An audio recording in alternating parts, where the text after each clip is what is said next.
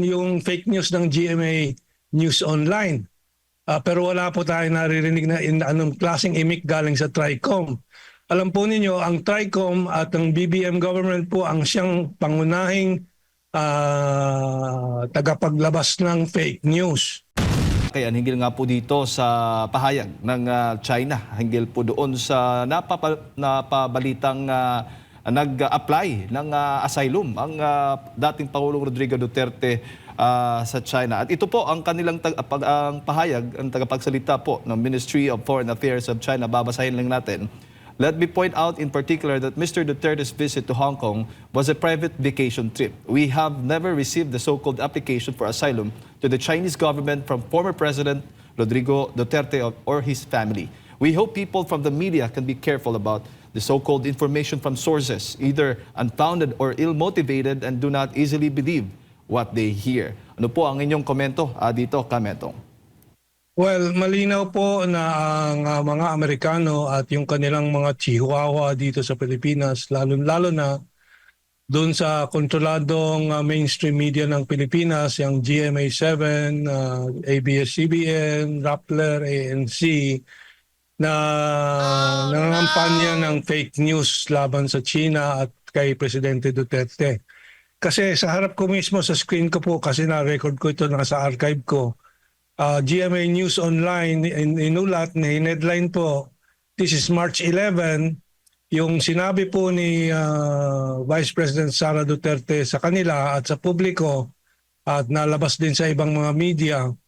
March 11 ito ang headline po dito ng GMA News is, Ex-President Duterte did not seek asylum in China, ayon kay Vice President Sara Duterte.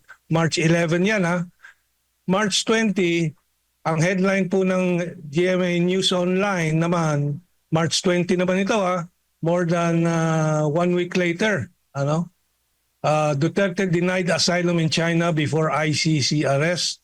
Says source who detailed arrest. Says source. Wala pong mailabas ang GMA7 na pangalan kung sinong nagsabi po nito. So alam nila, this is fake news. Pero paulit-ulit. Ang Chinese Foreign Ministry 3 beses na nag-deny na may application for asylum. At hindi po ganyang kasimple sa China ang mag-apply for asylum because China... Naka GMA, may aligasyon na naglabas kayo ng fake news. Sana sagutin ninyo. Kung talagang hindi bias yung TRICOM, dapat ipatawag din yung GMA.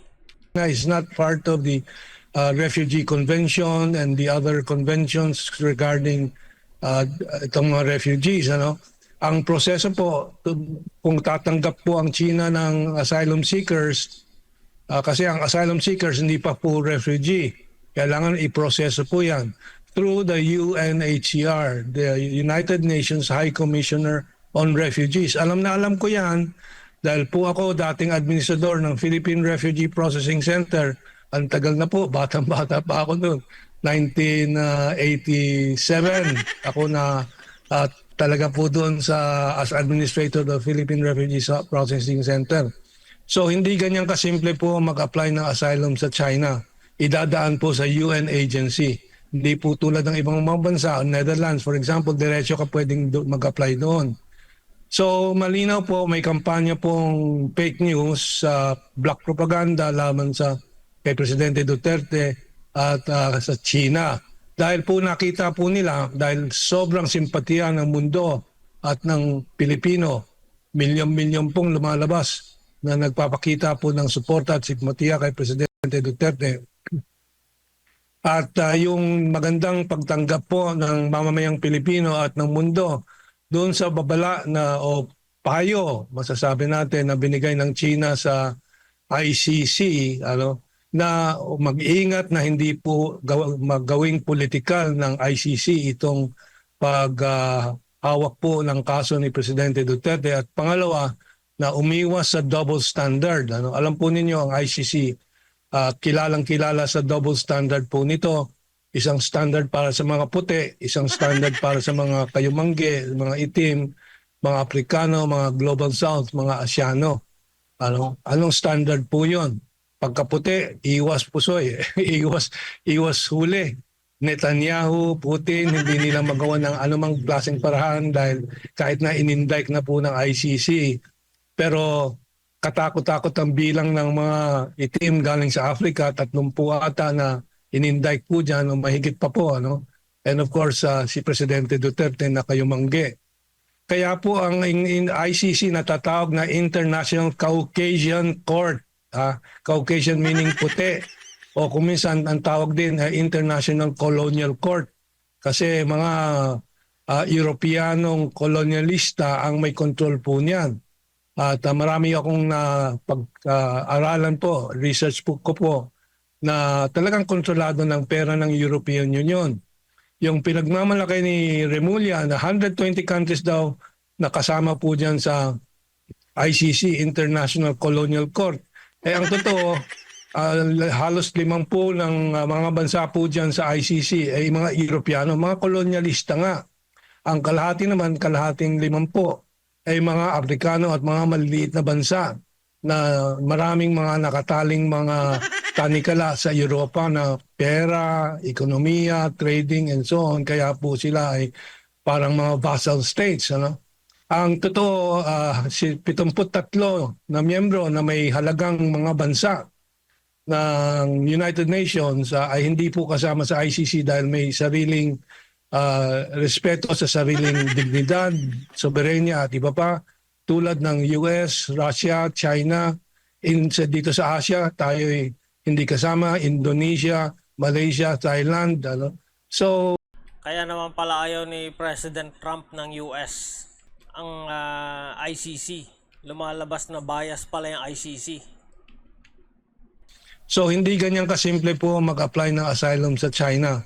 Idadaan po sa UN agency. Hindi po tulad ng ibang mga bansa, Netherlands for example, diretso ka pwedeng mag-apply doon. So malinaw po, may kampanya pong fake news sa black propaganda laban sa kay Presidente Duterte at sa China.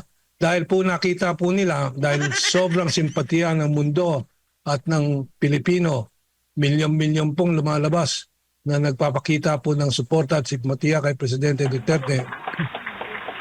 At yung magandang pagtanggap po ng mamamayang Pilipino at ng mundo doon sa babala na o payo, masasabi natin, na binigay ng China sa ICC, na mag-iingat na hindi po magawing politikal ng ICC itong paghawak po ng kaso ni Presidente Duterte. At pangalawa, na umiwas sa double standard. Alam po ninyo ang ICC, kilalang-kilala sa double standard po nito. Isang standard para sa mga puti, isang standard para sa mga kayumangge, mga itim, mga Afrikano, mga Global South, mga Asyano. Anong standard po yun? Pagkaputi, iwas pusoy, iwas huli. Netanyahu, Putin, hindi nila magawa ng anumang klaseng parahan dahil kahit na inindict na po ng ICC. Pero katakot-takot ang bilang ng mga itim galing sa Africa, 30 ata na inindict po dyan o mahigit pa po. Ano? And of course, si Presidente Duterte na kayumanggi. Kaya po ang ICC natatawag na International Caucasian Court. Caucasian meaning puti. O kung minsan ang tawag din ay International Colonial Court. Kasi mga Europeanong kolonyalista ang may control po niyan.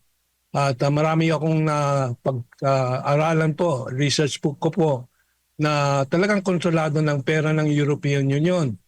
Yung pinagmamalaki ni Remulla na 120 countries daw nakasama po dyan sa ICC, International Colonial Court. Ang totoo, halos 50 ng mga bansa po dyan sa ICC ay mga Europeano, mga kolonyalista nga. Ang kalahati naman, kalahating 50 ay mga Afrikano at mga maliliit na bansa na maraming mga nakataling mga tanikala sa Europa na pera, ekonomiya, trading and so on. Kaya po sila ay parang mga vassal states. Ang totoo, 73 na miyembro na may halagang mga bansa ng United Nations ay hindi po kasama sa ICC dahil may sariling respeto sa sariling dignidad, soberenya at iba pa tulad ng US, Russia, China. Dito sa Asia, tayo hindi kasama Indonesia, Malaysia, Thailand. Ano. So itong si Remulla nanlilin lang po ng publiko na hindi naintindihan po yung politics behind the ICC. So yan po ang totoo. Kumakampanya po ang Amerikano at kanilang mga chihuahua, muchachas dito sa Pilipinas, lalo-lalo na yung mga nasa media na siyempre hanap buhay po nila. Nagpapasubo po ng mga kung ano-anong dolyares para sa Rappler halimbawa and so on. Well, yan ay naintindihan na ng taong bayang Pilipino kasi talagang hindi na po napapaniwala ang publiko diyan sa malalaking media. But Opo. this is another example, itong asylum issue. Opo. At napakita ko po yung ebidensya niyan. Opo, Kamentong, kung sakali man mag-apply ang Pangulo sana ng asylum, hindi ho ba qualified din po ba siya na makapag-apply doon sa China? Kwalipikado po kasi po talagang napakalinaw po ang persecution na ginagawa kay Presidente Duterte. Maliwanag na maliwanag ang kawalan ng due process at suppression, repression ng kanyang rights. So I think immediately po aakapin po ng China at mabibigyan ng pagkakanlong si Presidente Duterte doon para maprotektahan po. May nagpapatuloy na investigasyon ang Kamara hinggil po sa paglaban kontra fake news at yung mga imbitado ay madalas yung mga vloggers po, Kamentong. Sa tingin mo, pati yung mga nasa mainstream, isama na rin? Yan na nga po, pinakita ko po sa inyo yung fake news ng GMA News Online. Pero wala po tayo naririnig na anong klaseng imik galing sa TRICOM. Alam po ninyo, ang TRICOM at ang BBM government po ang siyang pangunahing tagapaglabas ng fake news. Yung fake news na 30,000 mga kasong EJK lamang kay Duterte ngayon napatunayan po sa warrant of arrest ng ICC na 43 kaso lang spread out over 8 years. So mga 4 na kaso, 5 kaso, 1 taon. At hindi pa siya brain mastermind, kundi indirect co-conspirator. So, yan po talaga. Sila po ang talagang takapagtaguyod ng fake news. Yung TRICOM na yan, yung mga kongresista na yan, matapang pong mag-fake news na palalabasin nila ibang may fake news. So kasi po ginagamit nila ang kapangyarihan ng pamahalaan ng gobyerno, ng kongreso, sa maling paggamit po nila ng mga prinsipyo ng konstitusyon. So yan po ang totoo. Sila po ang talagang fountainhead. Sila po ang pinagsisimulan ng lahat ng fake news sa lipunan po natin. Opo, Kamentong, bago ko lang ipasa kay Partner Admar, nakikita po ninyo na kung namomonitor po ninyo yung mga kababayan natin sa Netherlands, nandun po yung ilan po sa mga journalist po mula sa iba't ibang mainstream media. At nakikita po ninyo yung mga kababayan natin, hindi mapigilan na i-bash o ipahayag ang kanilang mga saloobin laban po doon sa mga journalist na nagpapahayag nga ng maling impormasyon daw. Ano ho ba ang masasabi po ninyo? Well, hindi naman po bobo ang madla, Kaya po nahalata na at nabubunga sila, yung taga GMA7 na babaeng reporter nga na huli off-cam na naka-on ng mic na nilalait po ang mga pro-Duterte o yung mga sumusuporta kay Presidente Duterte, nabunga. So, napakalinaw, alam na po ng taong bayan kung anong totoong balita galing sa totoong sources, makatotohanan ng sources, at ano ang mga fake news galing sa fake sources na nagtatayo na sila ang journalist daw and so on. Pero lahat po sila bayaran. And dito sa ating media sa Pilipinas, importante po na aking bigyan ng diin na yung mga kontrolado ng mga oligarchs na media, Inquirer, Philippine Star and so on, sila po talaga ay tinataniman araw-araw, bawat oras ng mga fake news para linlangin ang sambayanan. Pero hindi na po malilinlang ang sambayanan. Nakita po natin dito, naked truth po ang ginawa nila lamang kay Presidente Duterte na pangapi na hindi na po matanggap ng sambayanan. O ayan na, Tricom. May aligasyon na nagkakalat kayo ng fake news. GMA, nagkakalat din daw kayo ng fake news. Administrasyon, nagkakalat din daw ng fake news. Sagot,